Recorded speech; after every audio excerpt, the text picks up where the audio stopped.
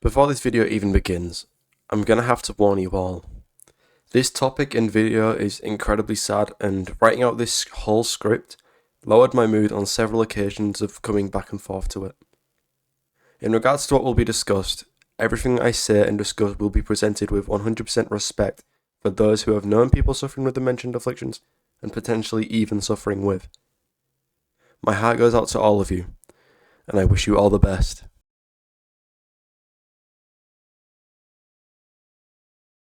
The video will now begin, so I'm going to give you just a few moments to click off if this is something you don't know if you can handle.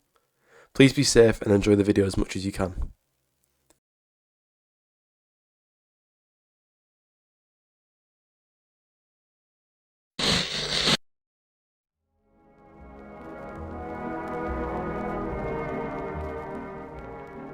If you have been around on the internet for a few years, chances are you've heard of this song.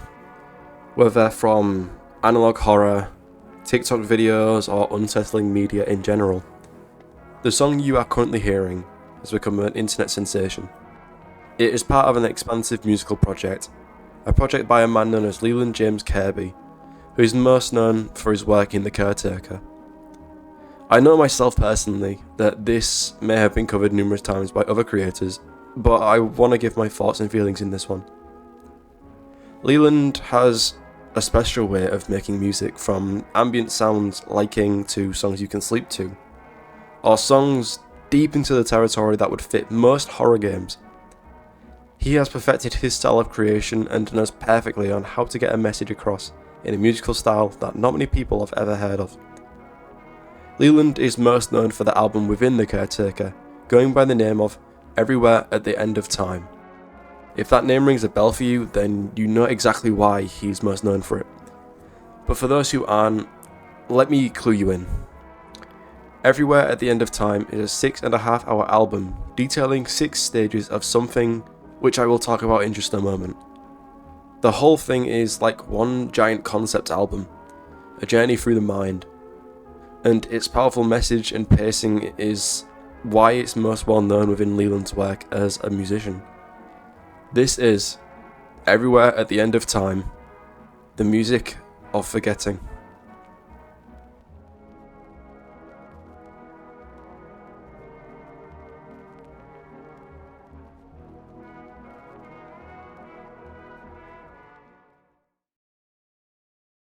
Okay, this is where I give one last warning on the basis of the topic I'm about to discuss. As I mentioned in the first warning, the topic discussed in this video is very sad and emotional for some. It entails the journey of going through the stages of Alzheimer's. And if you are sensitive in any way, shape or form to this, I 100% advise you watch another one of my videos. Because from here on out, things are going to get really sad. I'll give you a few seconds to click off if you need to. Still here? Then let's embark.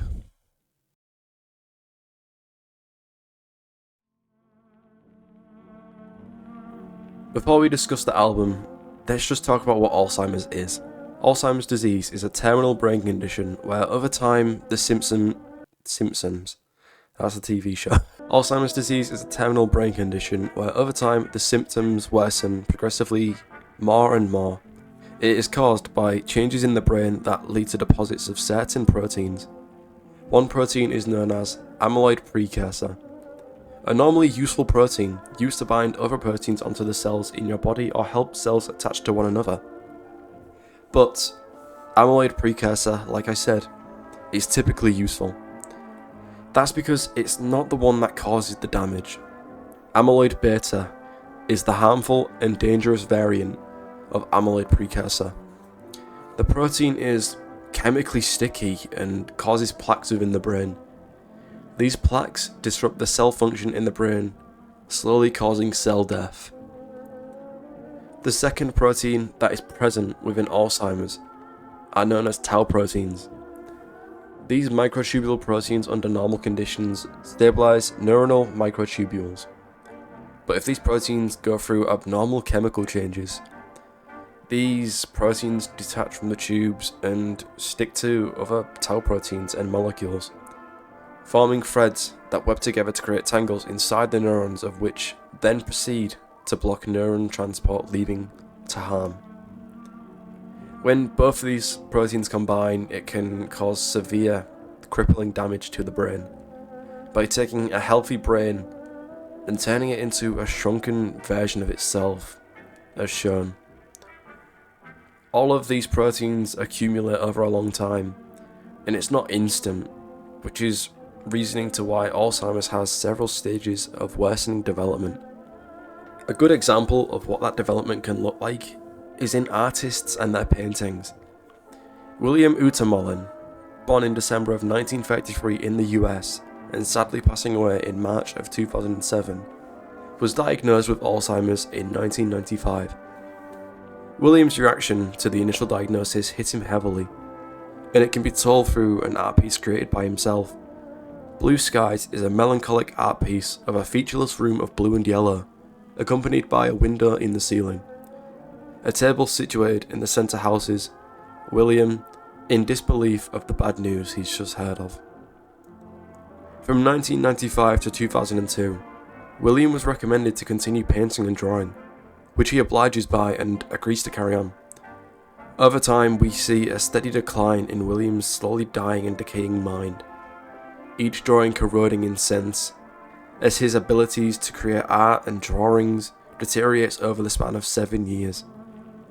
This was William's final drawing, a scribbled face on a wrinkled piece of paper, a drop of coffee just to the side of it.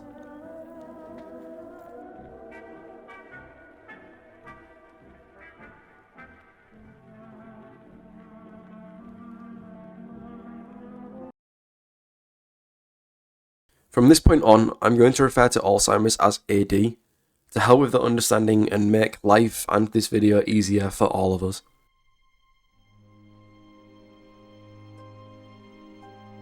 Here we experience the first signs of memory loss. This stage is most like a beautiful daydream, the glory of old age and recollection, the last of the great days. If we think about the stages of dementia and AD, stage 1 is very reminiscent of typical old age, the odd bit of forgetfulness that comes with every passing birthday in senior life. Family members don't suspect anything to be wrong and just liken it to the norm, unbeknownst to the disease actually taking hold slowly in their heads, hidden away from eyes unable to see into the confines of the skull. When I first sat and listened to the album, I listened to it all the way through in one playthrough, and frankly stage 1 was nostalgic and pretty to me. Songs such as We Don't Have Many Days and The Loves of My Entire Life invoked a sense of calm and tranquility as I sat thinking to myself, this is surprisingly pleasant. And I didn't suspect anything to be wrong with the songs, a little bit of static here and there. Stage 1 to me has elements I can only pinpoint to sound like a ballroom dance, a happy atmosphere with an endearing purpose, to spend time with the ones you hold hands with as you take steps in synchrony. Look into each other's eyes deeply, knowing everything about them and why you love them. Holding them close until it starts to fade away, just like a burning memory.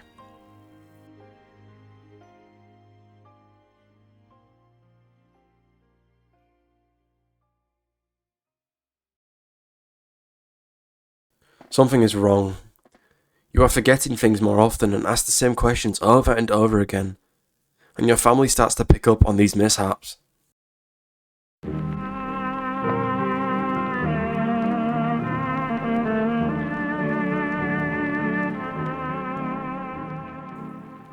The second stage is the self-realization and awareness that something is wrong, with a refusal to accept that.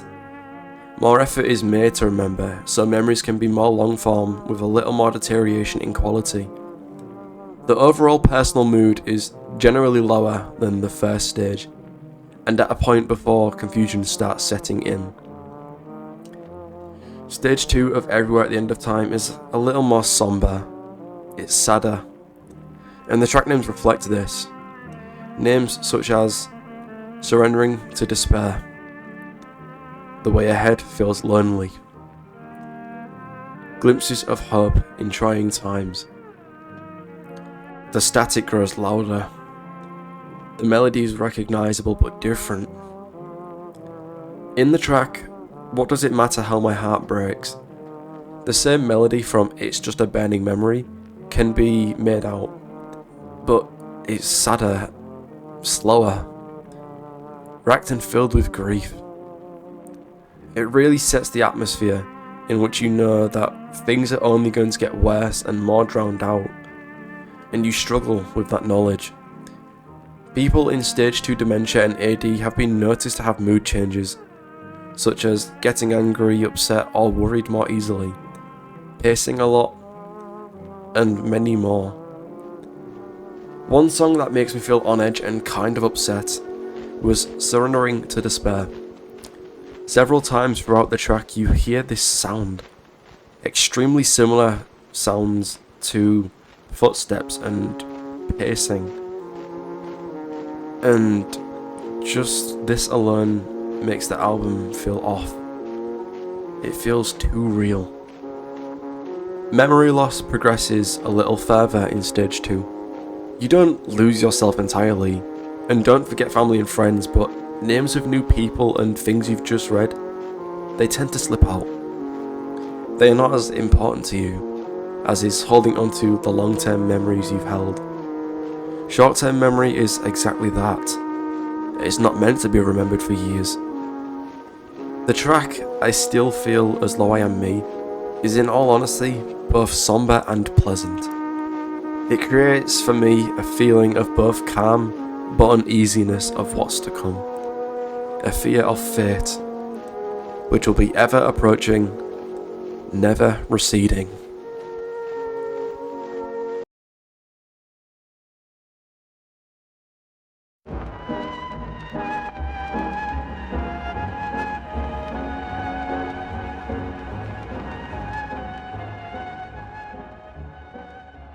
Forgetting is taking over. You remember less about yourself and don't understand what is said to you sometimes.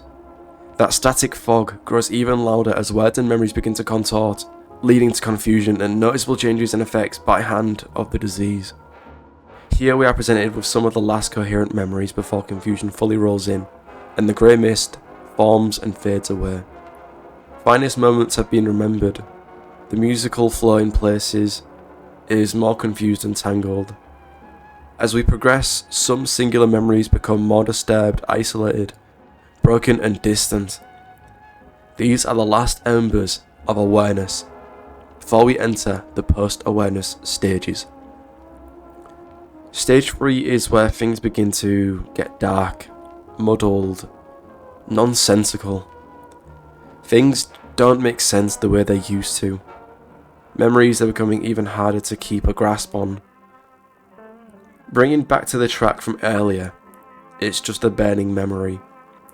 In stage 3, burning despair does ache. The melody of this track is a variation of the original track, but tangled, broken. It's contorted into a messy thread of the past, barely distinguishable from the beginning, with gaps and stutters blended into a track of anguish. I quickly want to talk about the album covers. For each stage of the album bears an artwork, each one increasingly more abstract. Leyland hired his good friend Ivan Seal to come up with the artworks for each of the albums. Ivan Seal is known for his speciality in surreal artwork centered around various concepts involving both memories and the creation of imagined objects. It's very difficult to understand what some of these artworks are meant to be, such as Stage 3's artwork as you can see in the background. I can't really tell what it is I'm looking at, but my best guess would be some sort of tree or something floral in nature. But moving on. Stage 3 marks the end of what will be the final moments of lucidity, the final moments of awareness before the steep drop edges closer, before the descent into post-awareness begins. I feel it is right for me to address that I have never seen nor known anyone go through Alzheimer's. The thought of it is terrifying, and the idea of seeing a loved one deal with the disease honestly breaks my heart. I could never imagine this pain of both the sufferer and the carer.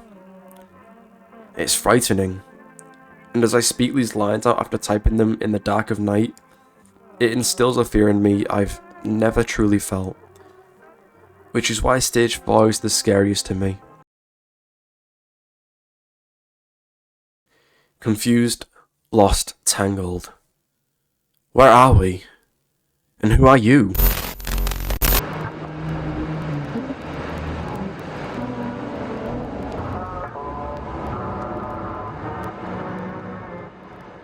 Post-awareness stage 4 is where serenity and the ability to recall singular memories gives way to confusions and horror.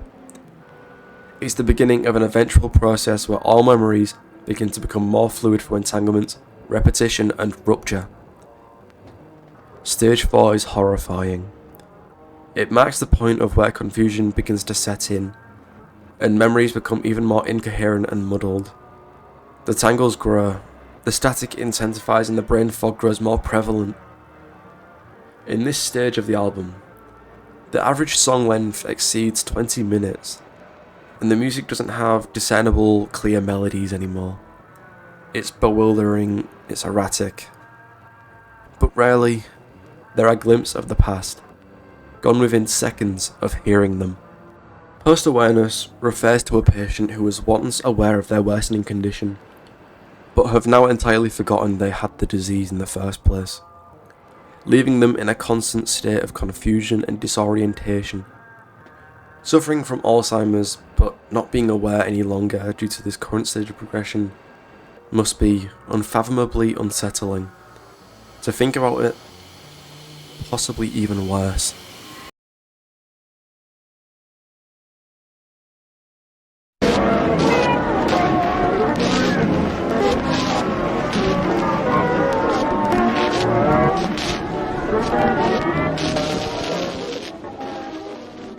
The world around you blends into nothing as you become unaware and detached. A literal burning memory. Your mind delayed, your body unfazed. But where are we? And who am I?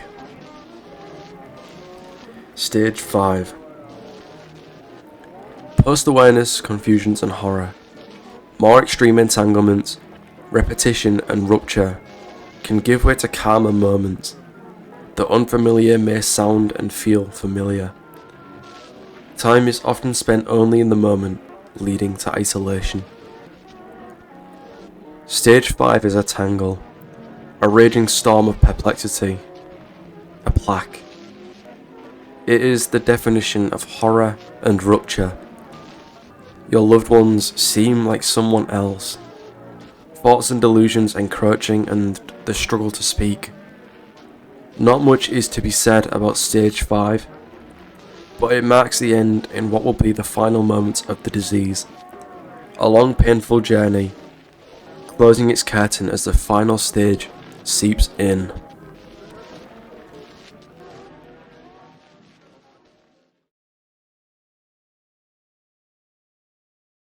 Before I carry on, this is where things get really upsetting.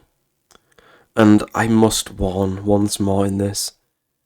The album is meant to be symbolic of an emotional journey, yes, but nothing prepared me for what I was about to hear in stage 6, mainly in regard to the end. You have been warned. Please take caution.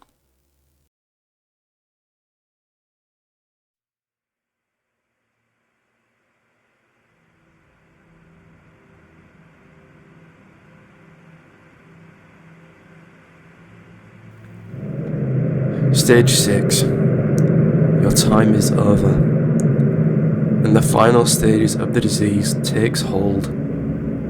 Many basic abilities such as eating, walking and sitting up fade during this period, and there is next to nothing you can do. The static is all you know. The fog is everything you know, all you have ever known, and it envelops your mind, holding tight as it wraps around your being, your inner sentience, every fibre of your being, until, just for a moment,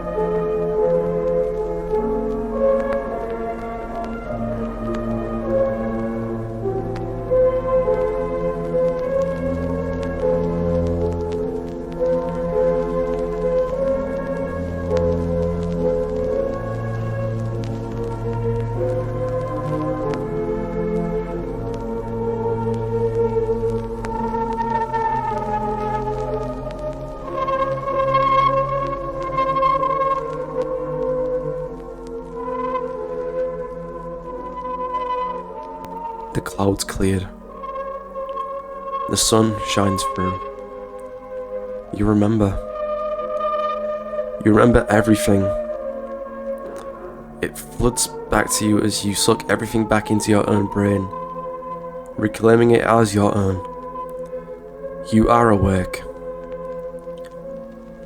Terminal lucidity is a term used that describes the last living moments in Alzheimer's. A patient gathers a portion, or maybe the entirety, of their memory back in nothing short of a miracle. And this can last for a while. For the first time since forever, we don't hear the fog. We've conquered it. We've beat it. And then... silence. Terminal lucidity doesn't last.